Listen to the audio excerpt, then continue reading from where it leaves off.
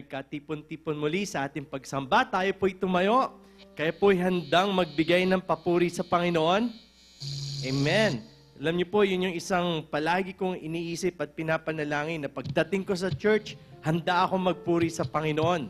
Pagkat ang dami-dami po niyang binibigay sa atin, ang dami-dami po niyang pinagkakalob sa ating mga biyaya. Kaya nararapat lamang po na tayo ay magbigay papuri sa ating Panginoon. Siya ang banal na Diyos.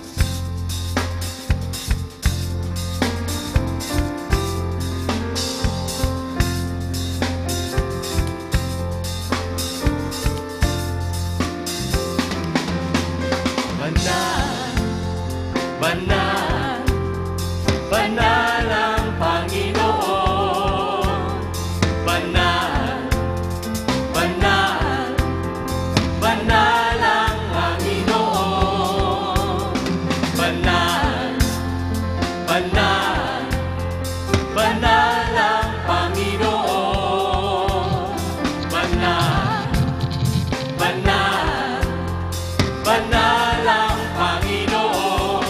Napupuno ng kalwalhatian ng kanyang kapangyarihan, ng lubos na kadakilaan ang buong sanlibutan.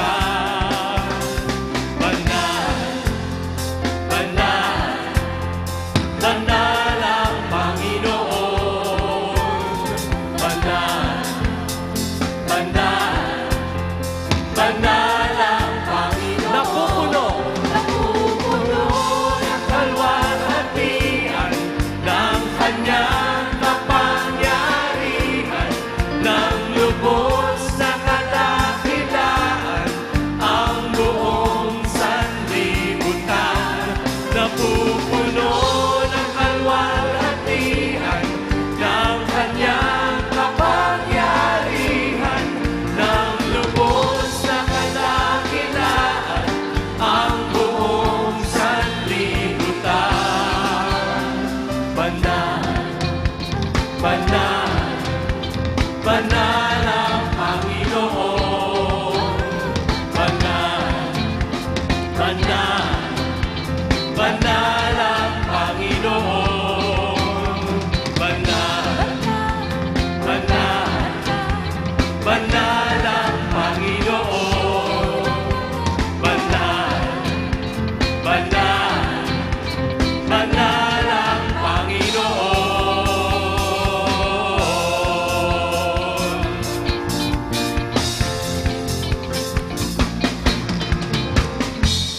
Ang Panginoon ay ating pupurihin. Ang Panginoon ay ating dakilain. Walang katulad ang pag-ibig niya. Siya'y laging tapat, walang kapantay ang Panginoon. Sa ating buhay, dakila siya, dakila siya, dakila siya, dakila siya. Ang Panginoon ay ating pupurihin. Ang Panginoon ay ating dakilain.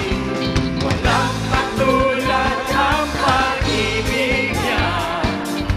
Siya'y laging tapat, walang kapantay ang Panginoon. Sa ating buhay, dakila siya,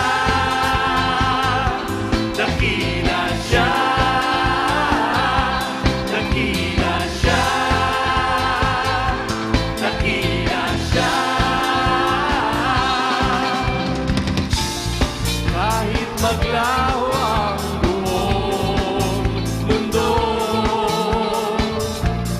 tanging si Jesus ang sandigan ko. Dakila siya,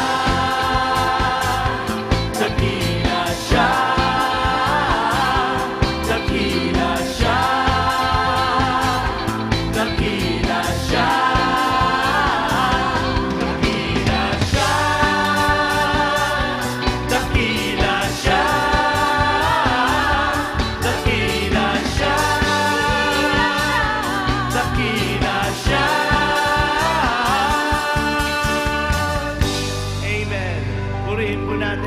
Panginoon.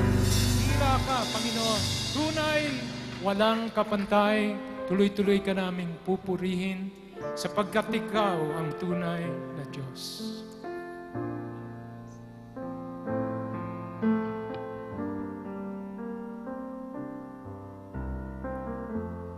Pupurihin ka, O Diyos. Aming alay ay pagsamba. Kalwalhatian, buong karangalan, kapangyarihan mo'y walang katulad. Pupurihin ka, O Diyos. Pupurihin ka, O Diyos. Aming alay ay pagsamba. Kalwalhatian, buong karangalan, kapangyarihan mo'y walang katulad. Ikaw ang tunay na Diyos, ika'y walang katulad, ika'y nag-iisa, ikaw lamang, wala nang iba. Sa'yo ang aming awit, lingin ang aming tinig, isisigaw sa buong mundo. Pupurihin ka, O Diyos. Aming alay ay pagsamba. Kalwalhatian, buong karangalan, kapangyarihan mo'y walang katulad. Pupurihin ka. Pupurihin ka, O Diyos. Aming alay ay pagsamba. Kalwalhatian, buong karangalan, kapangyarihan mo'y walang katulad. Ikaw ang tunay na Diyos, ika'y walang katulad, ika'y nag-iisa, ikaw lamang, wala nang iba. Sa'yo ang aming awit, tingin ang aming tinig, isisigaw sa buong mundo.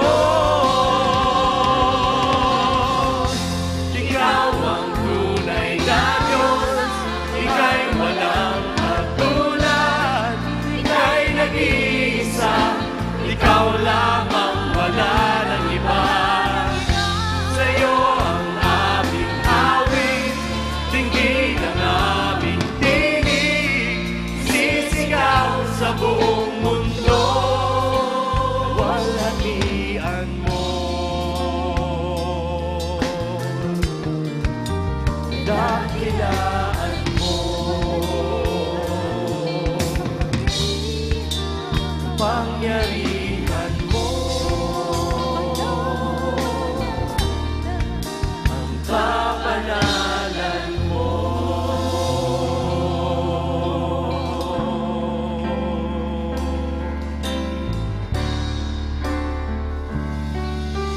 Pag-ibig ang siyang pumukaw sa ating puso at kaluluwa, at siyang nagdulot sa ating buhay, liwanag sa dilim at pag-asa.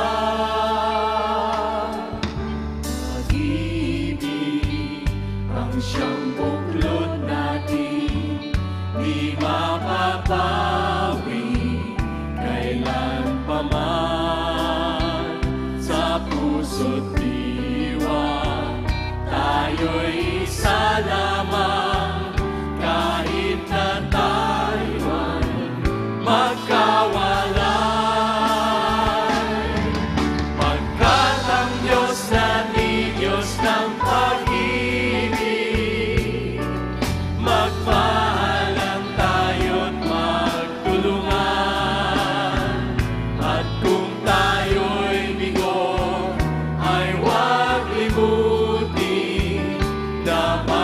Diyos tayong nagmamahal.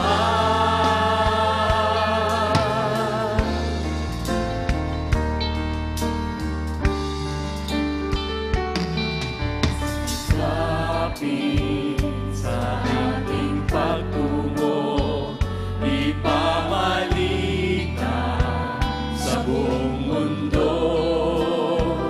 Pag-ibig ni Jesus na siyang sumakop sa bawat pusong uhaw sa pagsuyo. Pagkat ang Diyos natin, Diyos ng pag-ibig, magmahalan tayo't magtulungan.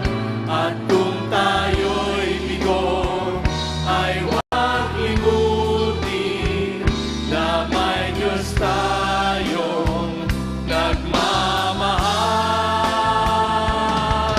Pagkat ang Diyos natin, Diyos ng pag-ibig, magmahalan tayo't magtulungan. At kung tayo'y bigo, ay huwag limutin na may Diyos tayo na nagmamahal.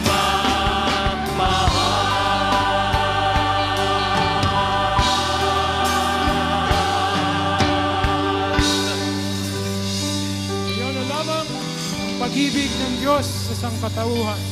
Kaya ibinigay niya ang kaisa-isa niyang anak upang ang lahat ng sumampalataya sa Kanya hindi mapahamak, kundi magkaroon ng buhay na walang hanggan.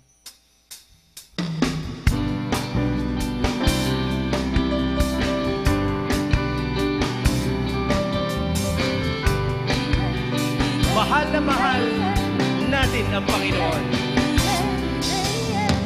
Mahal na mahal kita, Panginoon. Mahal na mahal kita, Panginoon. Kailan may di kita'y pagpapalit, pagkat sa piling mo'y langit. Mahal na mahal kita, Panginoon.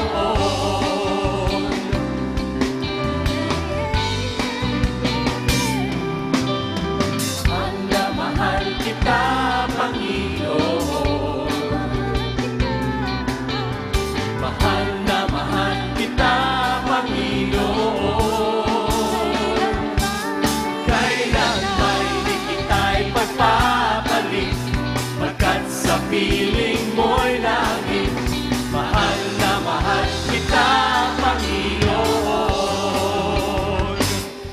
Habang buhay, papupurihan ka. Habang buhay, maglilingkod sa'yo. Habang buhay, pag-ibig ko sa'yo'y iaalay. Mahal na mahal kita, Panginoon.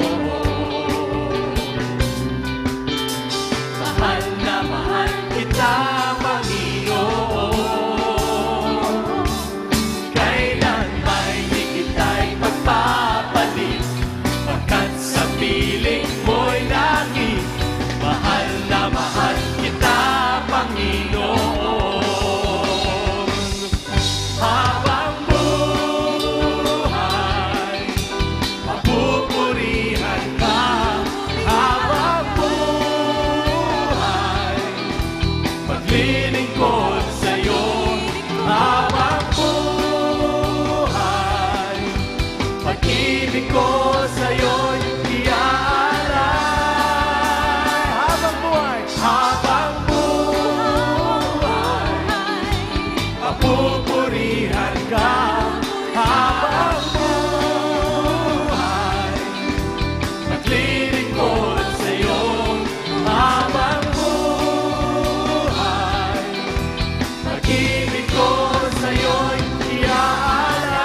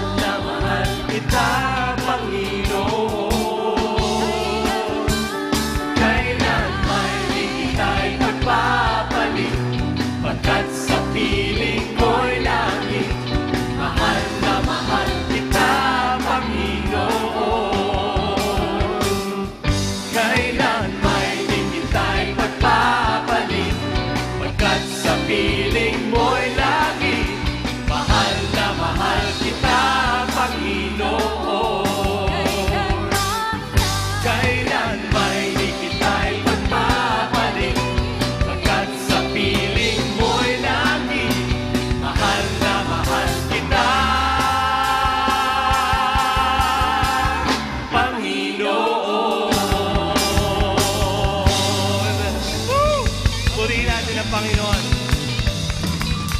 Salamat po, Panginoon. Pinupuri ka namin, niluwalwalhati ka po namin. Sa iyo po ang pagpupuri at pasasalamat ng bawat isa dito po sa amin ngayong hapon na to. Dakilain mo ang iyong pangalan, Panginoon. At ihanda mo po ang aming puso upang sa aming pagtitipon. Kayo ang patuloy na mabigyan namin ng tuon at pansin. Dahil lahat po ng mga bagay nito ay aming panalangin sa pangalan ni Jesus. Amen at amen. Purihin po natin, Panginoon. Magandang hapon po sa inyong lahat. Maligayang pagbati sa lahat ng mga ina, mga nanay o mami. Napakaraming mga mami rito. Happy Mother's Day. Kanina ho sa CCF Parañaque. Siguro maaari ko po bang hilingin na ating ipagdasal ang mga nanay rin sa hapon na ito?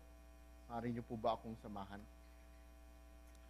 Panginoon, pinupuri ka namin dahil tunay ngang kayo ay tapat. Maraming salamat, Panginoon, sa lahat ng mga ina, sa lahat ng mga nanay, lahat ng mga mami na nandirito po.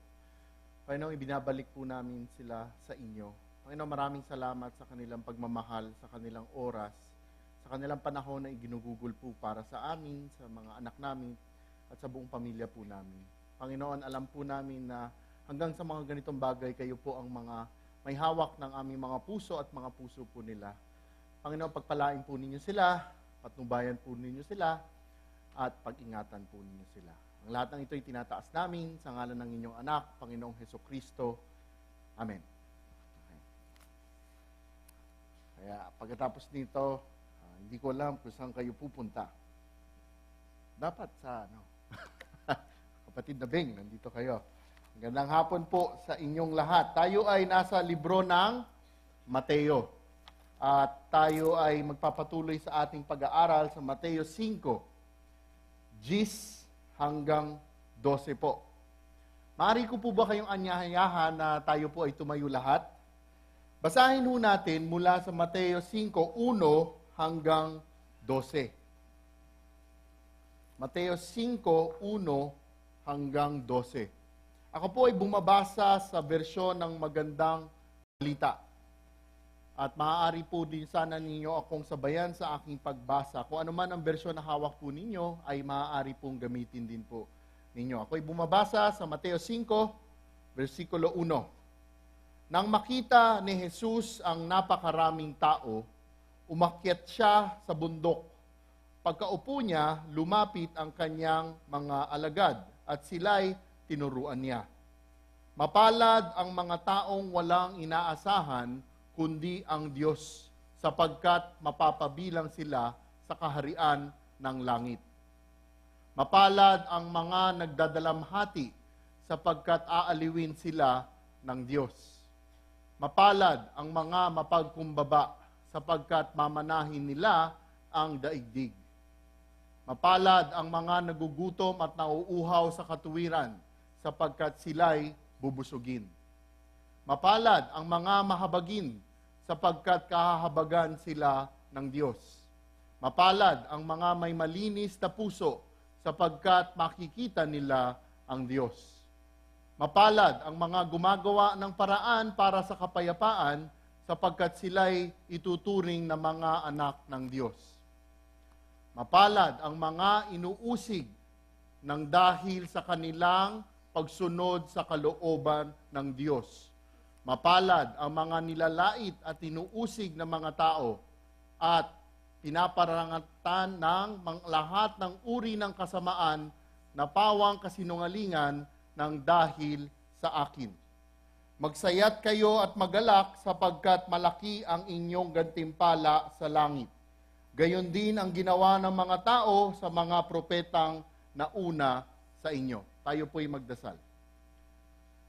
Panginoon, pinupuri ka namin dahil tanging kayo ay ang aming Ama, kayo ay mahabagin, kayo ay tapat, natapwat kami ay di tapat at makasalanan. Panginoon, maraming salamat muli sa hapon na ito. Maraming salamat sa pag-iingat po ninyo sa amin sa araw na ito at itong nakaraang linggo. Aming dasalin, Panginoon, na sa aming pag-aaral sa hapon na ito, buksan po ninyo ang aming mata, isipan at puso ng aming maintindihan, maisagawa at maibahagi sa ibang tao ang iyong banal na salita.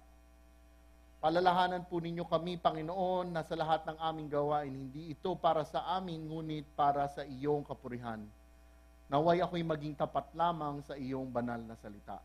Ang lahat ng ito ay tinataas namin sa ngalan ng inyong anak, Panginoong Hesukristo. Amen. Magsiupo po tayong lahat. Okay. Patapos na ho tayo sa Mateo 5. Tatapusin ho natin marahil ito sa susunod na linggo. Ngunit, yung sa pag-aaral ho natin na tinatawag nating mga beatitudes, mga statements of blessing, matatapos ho natin ito ngayong hapon na ito. Kamusta po kayo sa inyong buhay Kristiyano? Kamusta ho itong mga nakaraang linggo, itong mga nakaraang buwan? Meron po ba kayong ginawang bago? Maaaring ito ay ukol sa ministeryo o pag-a-attend sa mga Bible study ninyo. Meron ho ba kayong mga bagong ginawa, bagong sinalihan? Kamusta naman po kayo sa inyong mga pamilya? Kamusta kayo sa inyong eskwela para sa mga kabataan po rito? At kamusta naman po kayo sa inyong mga opisina? Anong mga problema ang hinaharap po ninyo? Anong mga pagsubok? Anong mga challenges, kung tawagin natin sa Ingles, ang inyong hinaharap? Marahil tinatanong po ninyo, bakit po natin tinatanong ito? At makikita po natin ito sa pag-aaral natin sa hapon na ito. Itong mga nakaraang buwan, ating pinag-aaralan ang libro ng Mateo. Ang tanging layunin ni Mateo ay ipakita sa mga Hudyo na si Kristo ay ang pangakong Mesayas at ang haring ipinangako. Ang kanyang mga audience, kung tawagin niya ho dito, ay mga Hudyo. Nakita rin natin sa libro ng Mateo ang katibayan ng hari sa pamamagitan ng kanyang angkan. Nakita natin, pinag-aralan sa Mateo 1, yung genealogy ng Panginoong Hesukristo. Nakita natin ang katibayan ng hari nang matupad ang mga propesiya sa pagkapanganak niya. Nakita natin po ang otoridad ng Panginoong Hesukristo ng kanyang matagumpayan ang panunukso sa kanya. Nakita din natin ang kapangyarihan ni Kristo sa mga pinagaling niya at sa mga itinuro niya. Nakita din natin ang pag-anunsyo sa kaharian na sinasabi niya at ang mga kailangan, ang pangangailangan para makapasok sa kaharian niya. At itong mga nakaraang linggo, nakita natin ang mga katangian ng mga tunay na disipulo na kasama sa kaharian. Mga kapatid, kung mayroong kaharian at mayroong mga tauhan ang kaharian, meron ding mga kalaban ang kaharian. Ngayong hapon na ito, makikita natin ang mga tunay na Kristiyano ay uusigin, ngunit buhay na walang hanggan, sila'y pagpapalain. Ulitin ho natin. Ang mga tunay na Kristiyano ay uusigin, ngunit buhay na walang hanggan, sila'y pagpapalain. Hahatiin ho natin sa dalawang bahagi ang ating pag-aaralan sa hapon na ito. Ang unang bahagi ay ating tinawag na ang pag-uusig, mula verse 10 hanggang verse 11 po. Ang ikalawang bahagi ay ang pangako, verse 12 po. Umpisa na ho nating pag-aralan at himayin ang mga versikulong ito. Mag-umpisa po tayo sa verse 10. Mapalad ang mga inuusig dahil sa kanilang pagsunod sa kalooban ng Diyos, sapagkat mapapabilang sila sa kaharian ng langit. Sino ang mga tatawaging mapalad sa ating pinag-aaralan ngayong hapon? Sino ang mga tinutukoy po dito? Mapalad ang mga inuusig. Tatanungin natin, sino ang mga inuusig na ito? Sila po yung mga taong sinasabi mula versikulo 3 hanggang versikulo 9. Sila po ang mga kumikilala sa kanilang kadukhahang espiritual at wala silang inaasahan kundi ang Diyos lamang. Sila po yon. Sila po ang mga nagdadalamhati dahil alam nga nilang ang kanilang espiritual na kadukhaan. Sila rin po yon. Sila po ang mga maamo dahil alam nilang ang Diyos ay banal at sila ay makasalanan at wala silang maipagyayabang. Sila po yon. Sila po ang mga taong nagugutom at nauuhaw sa katuwiran dahil alam nilang ito'y kanilang pangangailangan. Sila po ang mga mahabagin dahil alam nilang sila ay nakatanggap ng habag mula sa Diyos. Sila po ang may mga pusong malinis dahil sa Diyos galing mismo ang puso nila. At sila po ang mga taong gumagawa ng paraan para sa kapayapaan dahil sila po ang mensahero ng Diyos ng kapayapaan. Sa madaling salita, ang mga tinutukoy po dito na mapalad na mga inuusig ay ang mga disipulo ni Kristo, ang mga tunay na Kristiyano. Sila po ang mga disipulo ng kaharian, ang mga mamamayan ng kaharian. At bakit naman sila tinatawag na mapalad? Ano ho ang sinasabi ng bersikulo? Mapalad ang mga inuusig ng dahil sa kanilang pagsunod sa kalooban ng Diyos. Mga kapatid, malinaw na sinasabi sa atin dito na uusigin ng mundo ang mga Kristiyanong mamumuhay ayon sa kalooban ng Diyos. Nakalagay nga ho sa 2 Timoteo 3, verse 12. Gayon din naman, ang lahat ng nagnanais mamuhay ng matuwid bilang tagasunod ni Kristo Jesus ay daranas ng mga pag-uusig. Garantisado ho ang pag-uusig sa mga Kristiyano. Itong sinasabi ng Panginoong Hesukristo ay sobrang linaw at sobrang detalyado ho. Bakit kamo? Una natin muna balik pag-aralan ang sinasabing mapalad. Naalala ho natin yon, di ba? Nung ating tingnan yung verse 3, Blessed are the poor in spirit. Blessed. Sa Greko, ano ho yung salita na yon? Makarios. Ano ho yung blessed? Ano ho yung makarios na yon? It is in English being happy, being in a state of happiness inwardly. Pag sinabing inwardly, datapwat nagkakagulo sa labas, mula sa loob ng gagaling ang tunay na kaligayahan. Yun ho yung sinasabi ng salitang mapalad po dito. Ngayon, tingnan na po natin ang salitang inuusig. Ano ho ba yung salitang inuusig? Sa salitang Greko, ito ay tinatawag na dioko. Dioko. Nangangahulugang pag-uusig na tuloy-tuloy. Sa English, ang sinasabi nito, it follows you. Ang salitang dioko, ang salita na ito, ang ipinaliliwanag ay pag-uusig, paghihirap na sinusundan ka. Wala hong katapusan, walang patid na paghihirap ang idudulot po sa inyo nito. Ito yung salitang dioko. Pag inyong binasa, Juan 15:20, ito ho ang sinabi ng Panginoong Hesukristo. Alalahanin ninyo ang sinabi kong ito. Walang aliping nakakahigit kaysa sa kanyang Panginoon. Kung ako'y inusig nila, uusigin din nila kayo. Kung sinunod nila ang aking sinabi, susundin rin nila ang inyong sasabihin. Ang salitang pag-uusig ay salita na nagsasalarawan ng isang pagdurusa. At ang pagdurusang ito ay di isang ordinaryong pagdurusa. Ang pagdurusang ito ay tuloy-tuloy. Dahil nga sa pag-uusig ng iba. Ating ulitin at ating linawin ano ang dahilan ng pag-uusig sa kanila. ano ang pagdahilan ng pag-uusig sa mga tunay na Kristiyano? Dahil sa kanilang pagsunod sa kalooban ng Diyos. Kaya ho sila inuusig ng ibang tao.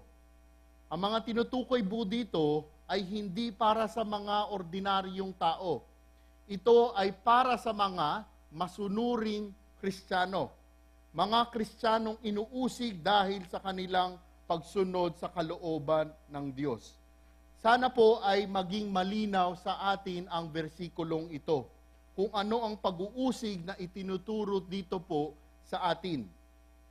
Ang mga inuusig po dito ay dahil sa kanilang pamumuhay na naaayon sa kalooban ng Diyos. Marami po kasi ang gagamit ng versikulo na ito na mali ang konteksto. Marami ang gagamit nito. Paano ho ba ginagamit ito ng ibang tao? Kung minsan, gagamitin nila ito sa kanilang bahay, sa kanilang tahanan, sa kanilang eskwelahan o ibig sa kanilang opisina. Sasabihin nila, ay, ako'y inaapi sa bahay ko. Inaapi ako sa eskwelahan ko. Inaapi ako sa opisina ko dahil hindi ko nakukuha ang gusto ko.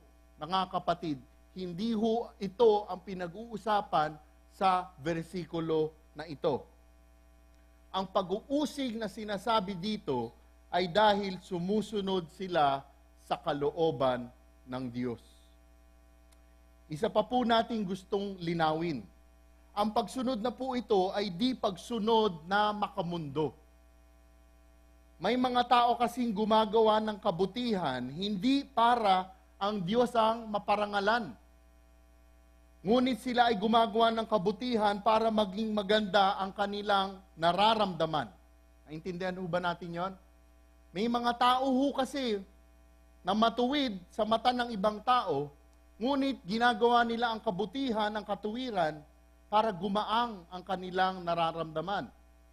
Ang mga sinasabing taong binabanggit dito are people who do good to show that God is good. Ang makamundong katuwiran ay nagtuturo na people do good to feel good. Ang sinasabi ho dito ay, we do good by God's grace to show that God is good. Ang pagsunod na tinutukoy dito ay hindi nanggagaling sa tao. Ang pagsunod po sa kalooban ng Diyos ay sa nagmumula, sa nanggagaling sa Espiritu Santo. At dahil nga sumusunod ang mga Kristiyanong ito sa kalooban ng Diyos, sa tulong ng Espiritu Santo, ang mga kalaban ng Diyos ay uusigin ang mga Kristiyanong ito. Kaya nga't ano ang sinasabi at mangyayari sa mga Kristiyanong inuusig dahil sa kanilang pagsunod sa kalooban ng Diyos? Bakit sila tatawaging mapalad? Ano ang sinasabi ng bersikulo? Sapagkat mapapabilang sila sa kaharian ng langit. Napag-usapan at napag-aralan na ho natin dati ito. Nakita ho natin to sa versikulo 3. Atin lang pong balikan ng mabilis at muling pag-aralan. Ang tinutukoy po dito na sila ay mapapabilang sa kaharian ng langit ay ano? Ang pinag-uusapan ho doon at ang pinag-uusapan dito ay kaligtasan. Ito ay unang binanggit sa 3 versikulo ng Mateo 5. Sila yung mga taong kumikilala sa kanilang espiritual na kadukaan, alam nilang wala silang katuwiran, kaya ibinibigay ng Diyos sa kanila ang kaligtasan. Ito ho ang sinasabi dito, for theirs is the kingdom of heaven. Sa mga taong ganito, mga totoong Kristiyano, ang makakakamit ng pagpapala pong ito. Sila po ang mapapabilang sa kaharian ng langit. Atin muling tingnan, Juan 15, 18 hanggang 19. Talagang intentional na hindi ko na ho nilagay ito sa PowerPoint para buksan ho natin ang ating mga Biblia. Juan 15, 18 hanggang 19. Kung napupuot sa inyo ang sanlibutan, alalahanin ninyong ako muna ang kinapuotan nila bago kayo. Kung kayo'y taga-sanlibutan, mamahalin nila kayo, sapagkat kayo'y kabilang sa kanila. Hindi kayo taga-sanlibutan, kaya't sila'y napopuot sa inyo dahil pinili ko kayo. Bakit ko ho binabasa ito? Ano po ang itinuturo sa atin dito? Ang pag-uusig na daranasin po ng isang tunay na Kristiyano ay isa lamang pong ebidensya, isa lamang pong katibayan na siya ay isang tunay na Kristiyano. Isa po itong ebidensya na siya ay isang tunay na kabilang sa kaharian ni Kristo. Di na po siya tagapagsanlibutan. Kaya nga ako sinabi, kung ikaw ay tagasanlibutan, ikaw ay mamahalin nila. Ngunit nga hindi kayo tagasanlibutan, ang ating kaharian ay ang kaharian ng Panginoong Hesukristo, kaya tayo'y inuusig nila. Kung ikaw ay isang Kristiyano, tunay na Kristiyano, huwag kang magtataka, huwag kang mabibigla sa mga pag-uusig at paghihirap na daranasin mo. Ang lahat ng ito ay dahil kabilang ka sa kaharian ng Panginoong Hesukristo. Kaya't makikita nga natin mamaya kung ano dapat ang magiging reaksyon natin. Ating ipong ituloy kung ano ang sinasabi ng Panginoong Hesukristo. Verse 11, mapalad ang mga nilalait at inuusig ng mga tao at pinaparatangan ng lahat ng uri ng kasamaan na pawang kasinungalingan ng dahil sa akin. Ngayon po, mismo ang Panginoong Hesukristo ang nagbibigay ng detalye ng nakaraang versikulo, yung versikulo 10. Ibinibigay niya ho yung detalye. Kumbaga, ibinibigay niya yung komentaryo ng verse 10. At ano ang sinasabi ng Panginoong Hesukristo? Mayroon hong dalawang klase ng pag-uusig na dadaanan ninyo kung kayo ay tunay na mga Kristiyano. Ano ho ang sinasabi ng Panginoong Hesukristo? Una, anong klaseng pag-uusig ito? Ito ay ang paglalait sa mga Kristiyano. Pag sinasabi nating paglalait sa mga Kristiyano, ano ang ibig sabihin nito? Paghandaan po ninyo kung ikaw ay tunay na disipulo. Ikaw ay lalaitin, ikaw ay hahamakin. Paano po ito? Gagawin nila ito ng harap-harapan. Harap-harapan kanilang lalaitin, harap-harapan kanilang kukutsain, harap-harapan kanilang hahamakin.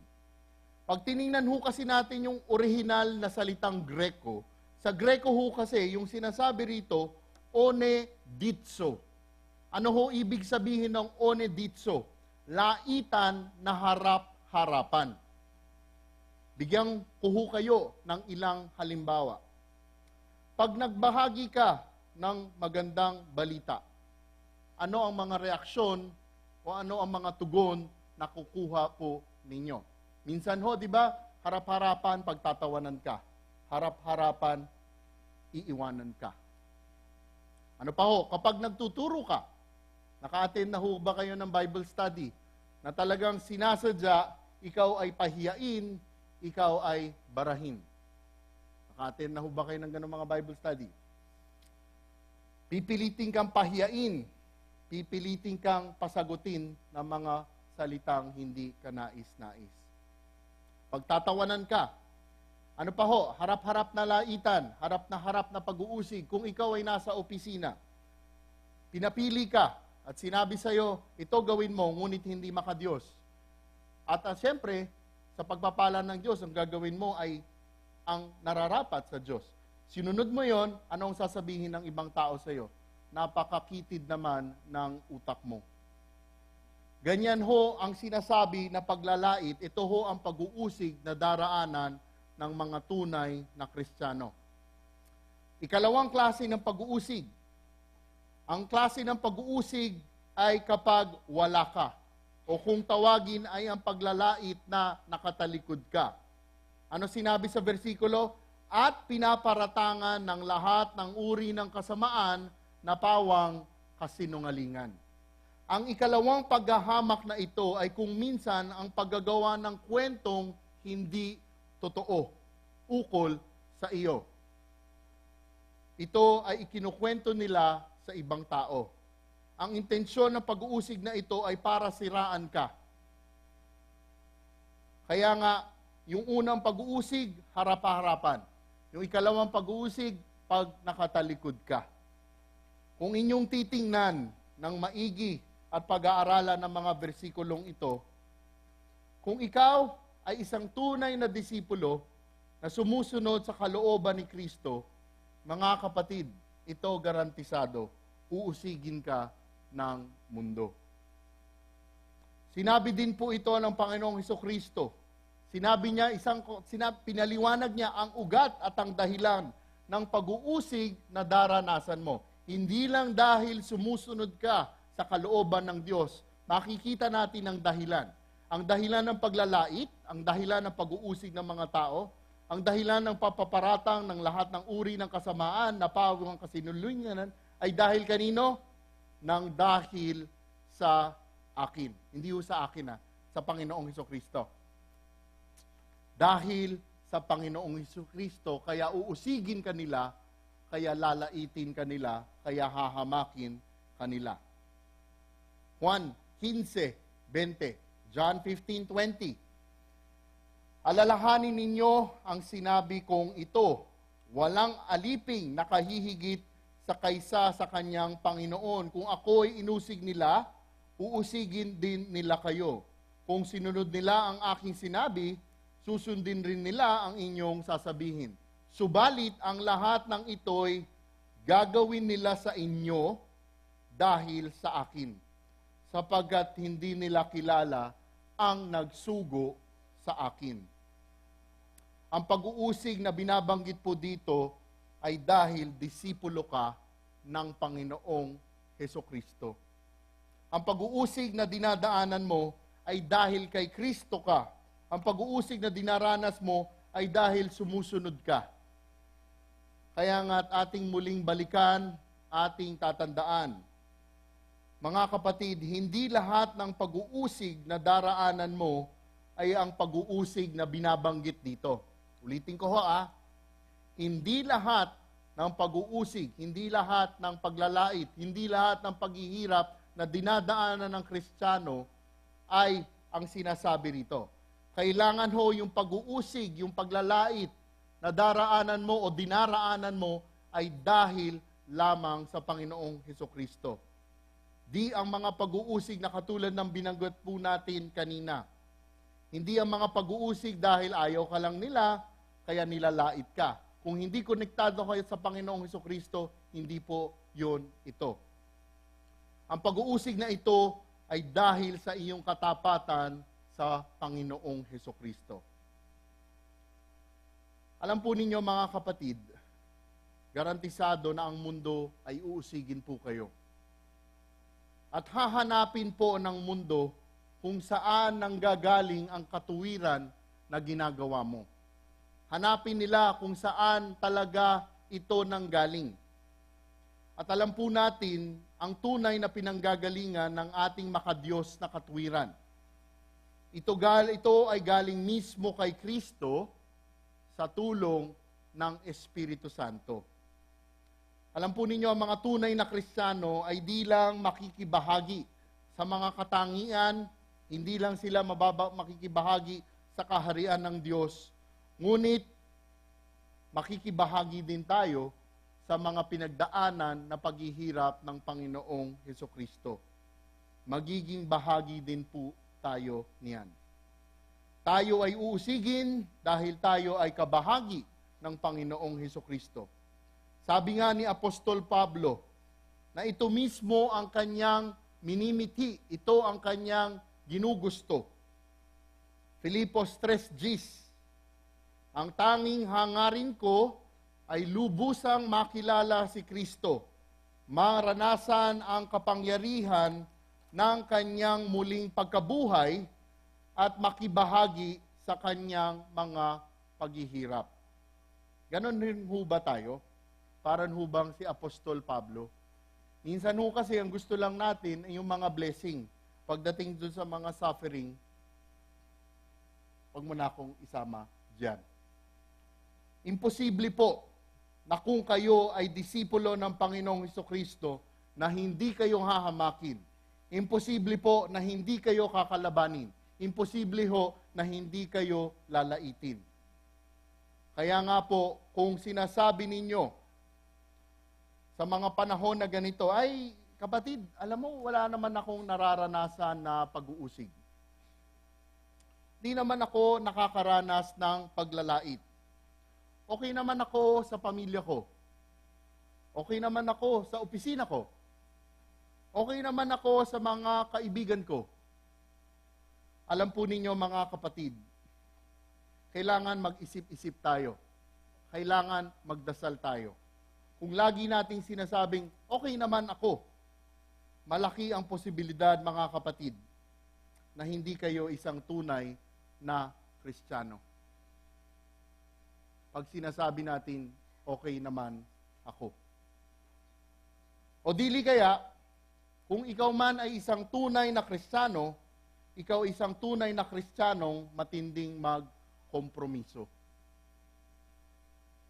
Kasi mga kapatid, sinabi na po ng Panginoong Hesukristo dito, ang isang tunay na Kristiyano ay imposibleng hindi makararanas ng pag-uusig. Lalo't lalo na kung kaliwat kanan kang magbalita ng Ebanghelyo. O di kaya'y ang tindi ng gawain mo sa ministeryo ng Panginoong Hesukristo. Pihado, ikaw ay haharap sa pag-uusig ng mundo. Di ka siguro mapapako sa krus. Sana. Ngunit, sigurado, uusigin ka ng ibang tao. Kaya't huwag tayong magtataka. Dahil kung si Kristo ay inusig nila, tiyak tayo ay uusigin din ng iba. Ito po ang katuroan, ito po ang katotohanan. Pag binasa nyo ang Biblia mula Henesis hanggang Pahayag, sa Henesis pa lang ho, makikita natin yung unang kwento sa Henesis. Alam ho ninyo yung kwento ni Abel at ni Cain? Di ho ba si Abel ay nag-alay, nagsamba at nag-alay, at ano nangyari sa kanya? Siya ay pinatay. Sino pumatay? Ang kanyang kapatid na si Cain. Dahil hindi nagustuhan ni Cain ang naging alay at gawain ng kanyang kapatid na si Abel. Sa madaling salita, ang pag-uusig sa isang Kristiyano ay isang tanda, isang katibayan ng pagiging totoo ng ating pananampalataya. At totoo ang pagiging disipulo mo ng Panginoong Hesukristo. Philippians 1:29. Kunin ko muna sa English. For to you it has been granted for Christ's sake not only to believe in Him, but also to suffer for His sake, experiencing the same conflict which you saw in me and now here to be in me. Nakita ho niyo yung sinabi dito? Ano yung ibinigay? It has been granted for Christ's sake to believe in Him. At ano pa ibinigay sa'yo? To suffer for His sake. Dahil ipinagkaloob niya sa inyo, hindi lamang ang manalig sa Kanya, kundi ang magtiis din namang alang-alang sa Panginoong Hesukristo. Mga kapatid, tiyak tayo ay uusigin, tiyak tayo ay hahamakin. Alam po ninyo, kung ayaw po ninyo maranasan ito, ayaw nyo ho ba maranasan ang pag-uusig na ito? Pakinggan ho ninyo ito. Alam niyo, madali lang naman kung ayaw ninyong usigin kayo, ayaw ninyong hamakin kayo, ayaw ninyong laitin kayo. Ganito po ang gawin ninyo. Gawin ninyo ang ginagawa ng mundo. Huwag ninyong tutulan ang mundo, kundi inyo pang aprubahan ang mga maling katuruan. Tanggapin ninyo ang makamundong katuwiran at huwag ninyo silang labanan. Huwag ninyo sila sabihan na tayong lahat ay makasalanan at nangangailangan ng kaligtasan. Huwag niyo ibahagi ang Ebanghelyo. Huwag ninyo sabihin na si Kristo lamang ang daan at sabihin ninyo pare-pareho lang ang daan. Huwag ninyo sabihin na totoo ang impyerno. Sabihin nyo, haka-haka lang ang impyerno. Makisama kayo sa aliw ng mundo, makibagay kayo sa mga bagay na uso. Pumunta kayo sa kanilang kanaaliwan. Huwag ninyong ibalita ang ebanghelyo para di kayo pagtatawanan at para di kayo mawalan ng kaibigan. Ngunit, mga kapatid, isang matinding babala. Kung gagawin po ninyo ito, buksan ho ninyo ang inyong mga Biblia sa Lucas 9:26.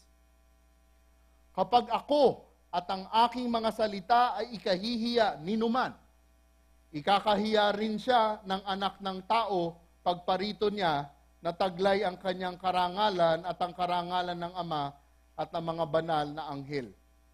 Tanggihan, ikahiya po ninyo ang Panginoong Hesukristo, pati ang kanyang salita, ikakahiya rin kayo ng Panginoong Hesukristo.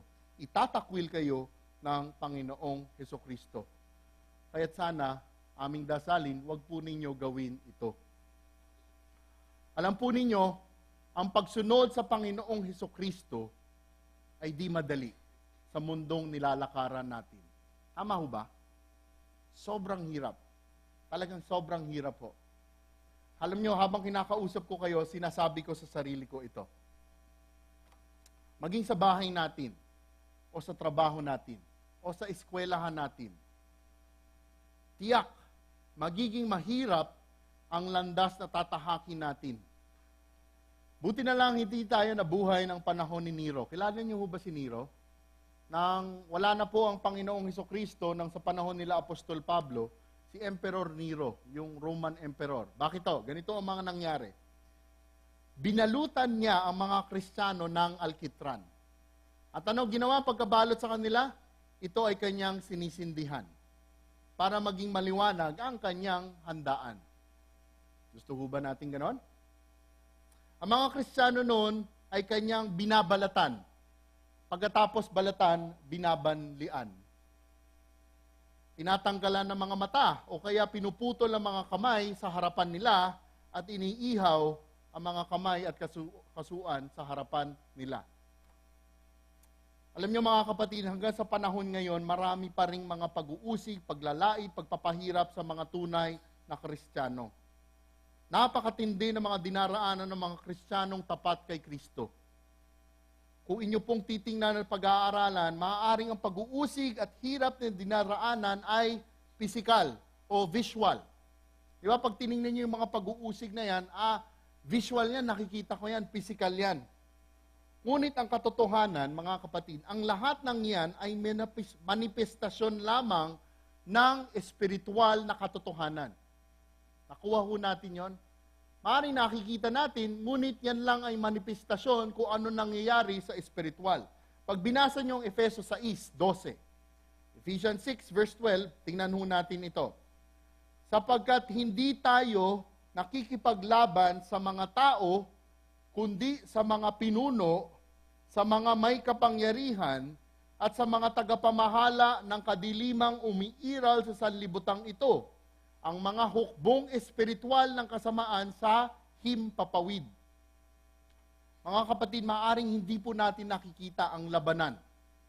Ngunit, nandiyan lang po lamang sila. Sa English, tinatawag itong cosmic battle po talaga ito. It is between God and Satan. Hindi po natin nakikita, pero nangyayari po ito sa oras na ito. This is really a spiritual battle. Kaya nga't ang mga pag-uusig ay maaari ding dumating na mga paghihirap. Pagsubok na hinahayaan ng Panginoong Diyos na ating maranasan at ating madaanan. Kaya ko binanggit kanina yon, kamusta kayo sa pamilya, kamusta kayo sa opisina? Nag-Bible study na ba kayo? Nag-worship ba kayo? Naging involved kayo sa ministry? Bakit to? Mapapansin nyo, garantisado. Gawin po ninyo yan, haharangin po ang gawain ninyo. At bakit hinahayaan naman ng Panginoong Diyos mangyari ang mga bagay na ito? Buksan ho ninyo sa unang Pedro, chapter 1, verse 6 to 7. Ito ho ang isa sa mga dahilan. Ito'y dapat ninyong ikagalak, kahit na maaaring magdanas muna kayo ng iba't ibang pagsubok sa loob ng maikling panahon. Ang gintong nasisira ay pinaparaan sa apoy upang malaman kung talagang dalisay. Gayon din naman ang inyong pananampalataya na higit na mahalaga kaysa ginto ay pinaparaan sa pagsubok upang malaman kung ito'y talagang tapat. Nakita ho ninyo yung dahilan kung yung ginto pinararaan sa apoy para malinis. Mas importante at mas mahalaga ang pananampalataya natin, kaya pinadadaan din tayo sa mga paghihirap. Mga kapatid, maaari po ninyong malaman at mapatunayan kung anong klase ng pananampalataya meron po tayo. Kasi minsan mas madali sabihin, Lord, I love you. Pero pagdating ng subok na, pagsubok na paghihirap, pagsubok na paglalait, doon napapaisip ka na. Doon lalabas ang katotohanan. Doon makikita kung anong klase ba talaga tayo. Kaya nga't mga kapatid, pag dumarana sa mga paglalait, pag dumarana sa mga pag-uusig, pag dumarana sa mga paghihirap po natin, ating lamang babalik-balikan ang sinasabi sa atin ng banal na kasulatan. Unang prinsipyo. Okay.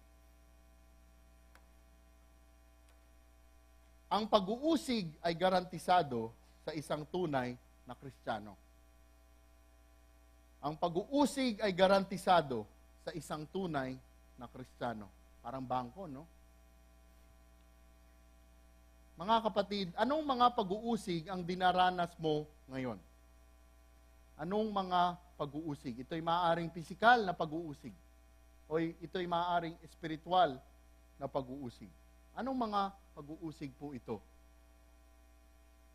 Ano kaya ang dahilan kung bakit hinahayaan ng Panginoong Diyos ang mga pag-uusig sa buhay natin ngayon? Ano kaya ang mga dahilan? Ano kaya ang gusto niya nating matutunan sa mga pagsubok, sa mga pag-uusig, sa mga paglalait na hinaharap po ninyo? Ano kaya ang gusto niya nating matutunan? Kaya nga, ano ang maaaring idasal natin habang tayo ay nasa gitna ng mga pag-uusig na dinaraanan natin? Ano ang idarasal natin? Minsan kasi, di ba, idarasal natin, Lord, tapusin mo na itong pag-uusig na ito. Alam mo, minsan, maaari natin idasal, Lord, bigyan mo akong talino, bigyan mo ako ng lakas habang dinaraanan ko ito. Kapatid, ang mga tunay na Kristiyano ay uusigin, ngunit buhay na walang hanggan, sila'y pagpapalain. Tumungo tayo sa ikalawang dibisyon. Kanina ang pag-uusig, ngayon naman ang pangako. Magsaya kayo at magalak, sapagkat malaki ang inyong gantimpala sa langit. Gayon din ang ginawa ng mga tao sa mga propetang nauna sa inyo. Ngayon ang sinasabi ng Panginoong Hesus, kung tayo ay daranas ng ganitong mga pag-uusig, ano ang katuruan, ano ang katotohanan? Makikita ho natin na tuwing tayo ay iinsultuhin, ano ang sinasabi niya kung tayo ay kukutyain? Ang sabi ng Panginoong Hesus, una, ano raw ho? Magsaya. Sa Greko, tingnan ho natin sa Greko to. Sa Greko, yung magsaya, kahiro. Okay, kahiro. Ano ibig sabihin nun? Be calmly happy. Calmly happy. Cheerful. Magalak. Yun ho ang sinasabi nito. At hindi lang yung sinasabing magalak. Ano yung sinasabi niya? Magsaya, una pala, magsaya. Okay, yun yung kahiro. Yung ikalawa, magalak. Sa King James Version nga, pag binasa nyo, kung may King James Version ho kayo dyan, nakalagay kasi sa iba, glad lang. Pero sa King James, nakalagay, exceeding glad. Ano sa Greek po yun? Agaliaho. Alam nyo, pag tiningnan nyo yung ibig sabihin ng agaliaho na yun, ano ibig sabihin ng magalak na yun? Literally, ang sinasabi, jumping for joy. Nung tinitingnan ko talaga to, sinisigurado ko, tama ba talaga ito? Ang sabi ng Grekong salita na magalak ay jump for joy. Talagang namangha ako sa turo ng Panginoong Hesukristo. Isipin po ninyo, ang turo ng Panginoong Hesukristo, tuwing dumaraang ka sa ganito, tayo ay tumalon sa galak. Siguro mamaya paglabas nyo, may mga tumatalon sa galak. Pag nakita ko kayong tumatalon sa galak, alam ko inuusig kayo. Okay? Gusto niyo po ba malaman kung ano ang dahilan? Kung bakit sinasabi ng Panginoong Hesukristo na tayo ay dapat magsaya at tumalon sa galak? Makikita ho natin. May dalawang karagdagang tinuturo po sa atin. Una, sapagkat malaki ang inyong gantimpala sa langit. Yun ho yung una. Actually, hindi ito una. Karagdagan. Kasi di ba yung una talaga, yung the ultimate is what? Kabahagi ka ng kaharian ng langit. Ito bali yung isa pang idinagdag niya. Dahil malaki ang inyong gantimpala sa langit. Mga kapatid, kung ikaw ay isang tunay na Kristiyano, garantisado ang mga pag-uusig na daraanan ninyo. Ngunit mayroon po tayong matinding inaasahan pagdating natin sa kalangitan. Ito ho yung sinasabi dito. Kung kayo'y tunay na Kristiyano na nabubuhay sa kalooban ng Diyos, may gantimpala po tayo sa langit. Kasi baka hindi po ho natin alam, mga kapatid. Pagdating mo sa langit, kung tapat ka na Kristiyano, may mga rewards in heaven ka. Pag binasa niyo ang salita ng Diyos sa iba-ibang libro ng Bagong Tipan, sa Thessalonica, meron din sa Santiago, nakalagay doon, sa English, ang tawag doon mga crowns. Crown of life, crown of righteousness. Mga corona, iba-iba ho doon. Depende ho kung gaano kayo naging tapat na Kristiyano. Ito ho yung sinasabi dito. Maaari po yung mga pag-uusig, mga paghihirap na dinaraanan ninyo, ay daraanan talaga ninyo, ngunit alam nyo, hindi yan pangmatagalan. Pansamandali lang ang mga paghihirap na yan. Ngunit ang mga gantimpala ay walang katapusan. Makikita po natin sa Biblia ang mga gantimpalang yan. Hindi na ho natin pag-aaralan ngayong hapon yan. Makikita natin dahil yun, sa unang dahilan, talagang tayo ay magsasaya, tayo ay tatalon sa tuwa. Ngunit siguro maaaring sabihin ninyo, at sinabi na sa akin to ng isang tao, no? Siguro sasabihin nyo, kayong mga Kristiyano, tamo, makasarili din ninyo. Kaya nyo gustong maging Christian dahil gusto nyo pumunta sa langit. Hindi ba makasarili masyado yung dahilan na iyon? Kasi gusto mo ng kaginhawahan eh. Kaya mo gustong sumunod. Alam nyo mga kapatid, sa mga tunay na Kristiyano, ginagawa ho natin ang lahat ng ito, hindi po para sa atin, ngunit para parangalan ang Panginoong Diyos po natin. Pag binasa ho ninyo ang salita, ang pahayag, sa libro ng pahayag, meron ho dong isinasalarawan na 24 na tinatawag na elders, symbolically representing the church. Ano ho ang ginawa ng mga elders sa libro ng pahayag? Yung mga koronang nasa ulo nila, tinanggal nila at nilagay sa paanan ng Panginoong Hesukristo. Mga kapatid, ang mga tunay na Kristiyano will do good, not to feel good, but to show that God is good. Our righteousness is to glorify God Himself. Kasi bakit? Alam na mga Kristiyano, di ba? Pinag-aralan natin, yung paggutom at pag-uhaw sa katuwiran, hindi nanggagaling sa atin yan. Nanggagaling yan sa Panginoong Diyos din. Ibinibigay sa atin. Nakita na natin yung unang dahilan kung bakit tayo magsasaya, kung bakit tayo dapat matuwa sa galak. Ang kalangitan, bonus lang yan. Ang mga rewards, ang mga crowns, bonus lang yan. Ito yung ikalawa namang dahilan. At talagang pag tiningnan ninyo ito, mapapa-isip kayo o mapapa-wow kayo. Bakit to? Di ba yung unang dahilan dahil meron tayong rewards in heaven, may mga gantimpala sa langit. Ito yung ikalawa. Gayon din, ang ginawa ng mga tao sa mga propetang nauna sa inyo. Ano sinasabi doon sa ikalawang dahilan? Ang sinasabi ho dito, gayon din ang mga ginawa sa mga propetang nauna sa atin. Kumbaga, ginawa sa mga propeta noon, gagawin din sa atin ngayon. Kabahagi tayo ng mga propeta na nabuhay noon. Kumbaga, sa mga sundalo, kung yung mga dating propeta, mga special force, elite force, Navy SEALs, magkarangko tayo kasama nila. Naintindihan ho natin yon? Imagine niyo na lang, katapat ninyo, pagdating nyo ng langit, pag nakita mo si Propeta Isaías, pag nakita mo si Propeta Jeremias, pag nakita nyo si Moises, pag nakita nyo si Daniel, yaan ang katapat ng mga tunay na Kristiyano. Sila ang mga karangko po ninyo. At mga kapatid, sino ang pinuno ng mga propetang ito? Walang iba kundi ang Panginoong Hesukristo. Kaya po talaga kayo ay magsasaya, kayo ay magagalak, kayo ay tatalon sa tuwa. Prinsipyo, walang katapusang kaligayahan ang matatamo ng isang tunay na Kristiyano. Walang katapusang kaligayahan ang matatamo ng isang tunay ng Kristiyano.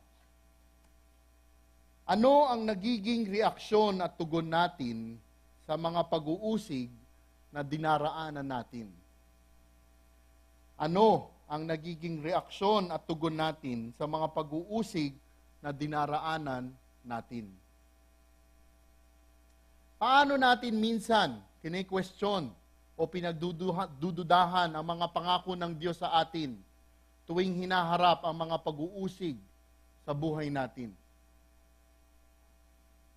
Paano natin kine-question? Lord, sigurado ka ba? Lord, bakit ganito? Lord, ba't parang hindi nangyayari ang pangako mo? Sa paanong paraan tuwing tayo dumaraan sa mga pag-uusig sa buhay natin? Kaya nga mga kapatid, ano ang maaaring idasal natin upang tayo ay maging tapat sa pagiging isang Kristiyano tuwing humaharap tayo sa mga pag-uusig sa buhay natin? Ano ang maaaring idasal natin para tayo ay laging tapat? Dahil ang mga tunay na Kristiyano ay uusigin, ngunit buhay na walang hanggan sila'y pagpapalain. Sa ating pagtatapos, mga kapatid, ang pag-uusig ay garantisado. Ito ay isang pangako. Kaya nga hindi ko maintindihan ang mga ibang nagtuturo ng tinatawag na prosperity gospel. God loves you, God wants to bless you. Tama naman ho talaga yon. Ngunit iiwasan nila ang mga turo na ganito. Kaya nga kung kayo ay nasa gitna ng isang pag-uusig, o naghahanda, pumasok sa isang pag-uusig, o kakatapos mo lang sa isang pag-uusig, alam ho ninyo, binigyan tayo ng Panginoong Diyos ng napakagandang versikulo sa libro ng Efeso, sa 10 hanggang 13. Si Apostol Pablo ho ito, sinasabi niya sa mga taga-Efeso, bilang pagwawakas, magpakatibay kayo sa kalakasang galing sa Panginoon at sa kanyang dakilang kapangyarihan. Gamitin ninyo ang lahat ng kagamitan at sandatang pandigma na kaloob ng Diyos upang mapaglabanan ninyo ang mga pakana ng diablo. Sapagkat hindi tayo nakikipaglaban sa mga tao, kundi sa mga pinuno, sa mga may kapangyarihan, at sa mga tagapamahala ng kadilimang umiiral sa sanlibutang ito, ang mga hukbong espiritual ng kasamaan sa himpapawid. Kaya't isuot ninyo ang kasuotang pandigma na mula sa Diyos. Sa gayon, makakalaban kayo kapag dumating ng walang hanggang siyang pagpapalain. Mga kapatid, narinig nyo na yon? Put on the full armor of God. Kasi ho, gera ho ito. Alam ho ninyo, sa mga nagtuturo, bago pumunta sa mga ganito, talagang antindi ng harang, antindi ng digmaan. Subukan ninyo, na pagdasal ninyo, na maibalita nyo palagi ang Ebanghelyo. Tsak, sigurado, garantisado, uusigin kayo. Kaya tayo binigyan ng Panginoong Diyos ng full battle gear. Alam niyo ho yun? Kung si Pastor EJ ito, madidescribe niya kasi siya, US Air Force. Ako, hindi ako ano eh. Yeah? full battle gear, labanan ho talaga ito. Kaya nga sinasabi ng Efeso, put on the full armor of God, the breastplate of righteousness. Di ba? Kasi yung breastplate na yun, para proteksyonan ang puso natin. Kaya nga mga kapatid, alam nyo, kung gagawin ninyo ito sa sarili nyo, talo kayo. Ngunit sa kagandahan at pagpapala ng Panginoong Hesukristo, ibinigay niya ang Espiritu Santo para ang ating kalalabasan ay siguradong panalo tayo. Okay? Kaya nga mga kapatid, ang mga tunay na Kristiyano ay uusigin, ngunit buhay na walang hanggan, sila ay pagpapalain. Tayo ay magdasal. Panginoon Diyos, pinupuri ka namin dahil tunay kayo ay tapat. Panginoon, kayo ay makapangyarihan. Kayo po ang may alam ng lahat, kayo ang may hawak ng lahat. Panginoon, maraming salamat sa pribilehyo na ibinibigay po ninyo sa amin na mapag-aralan ang inyong banal na salita. Panginoon, maraming salamat sa proteksyon ninyo na ibinibigay sa amin. Alam namin, Panginoon, kahit minsan hindi namin nakikita ito, ngunit alam namin nandiyan kayo palagi sa tabi namin. Panginoon, aming dasalin na sa aming buhay Kristiyano, sa mga ginagawa namin, sa mga sinasabi namin, at maging sa mga iniisip namin, Panginoon, palalahanan po ninyo kami na ang dapat namin gawin ay kung ano ang naaayon at ano po ang kugustuhan po ninyo. Panginoon, sa mga hinaharap naming pag-uusig, sa mga dinaraanan namin ngayon na pag-uusig, aming dasalin na Panginoon, kami lamang tumingin sa inyo, kami ay maging tapat sa inyo. Panginoon, alam namin na mahirap po ito, ngunit sa inyong kapangyarihan, sa inyong pagpapala, matatagumpayan ninyo namin ito hindi dahil sa lakas namin, kundi dahil sa pagpapala ninyo. Pag-ingatan po ninyo kami, Panginoon, mula ngayon hanggang sa paglabas po namin at dasalin din namin sa aming mga pamilya ang pag-iingat na ibibigay po ninyo sa kanila. At ang lahat ng ito ay tinataas namin sa ngalan ng inyong anak, Panginoong Hesukristo. Amen. Palakpakan po natin ang Panginoon. Tayo po'y tumayo bilang pagtugon sa narinig po nating hamon mula sa ating Panginoon. Awitin po natin ito at gawin natin siyang ating panalangin.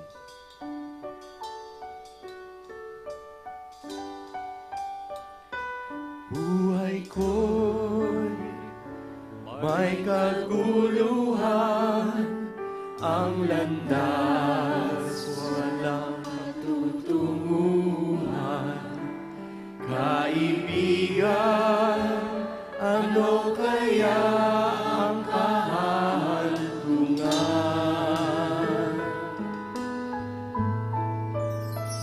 Ngunit salamat, ako'y natagpuan, binigyan niya ng kapayapaan. Tanging kay Jesus mayroong tagumpay.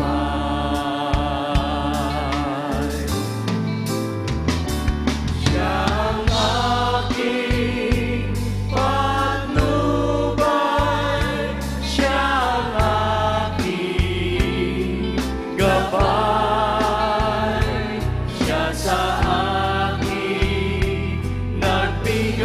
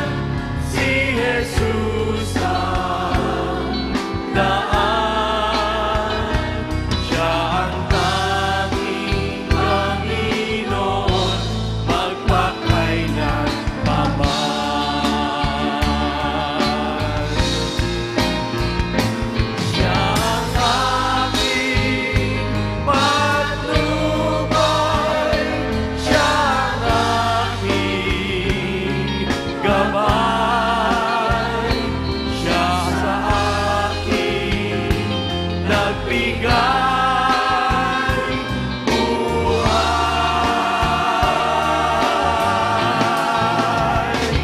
Si Jesus ang katotohanan, si Jesus ang daan, siya ang tanging Panginoon magpakailan pa man.